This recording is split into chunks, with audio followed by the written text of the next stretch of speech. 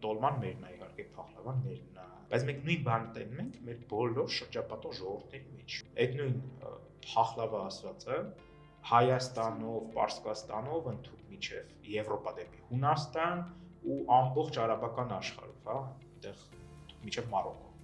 Բոլոր այս երկրներում կա։ Մեր ընկալման բնականաբար մերն է։ Տոլման էլ է, մեր ընկալման բնականաբար մերը։ Այդ առումներով մենք կարանք ասենք, որ մեկը մյուսից մի մշակույթը մյուսից գողացել է։ Մի քիչ, չգիտեմ, սխալ կլինի գողանալ ասվելը, որովհետև մարդիկ ունեցել են այս նույն բանջարեղենները, նույն մթերքները ու գնացել եկել են միմյանց տուն, նույն ազգի մեջ, չգիտեմ, առևտուր են արել, տեսել են ինչ են պատրաստում ու սկսել են պատրաստել, բայց քանի որ հենց հիմքերը չունենք, օրինակ գրված,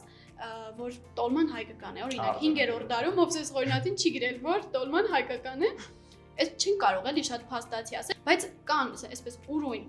հստակ հայկական ուտելիքներ, որոնք միայն մերն են։ Օրինակ ղափաման, օրինակ հարիսան, գաթան,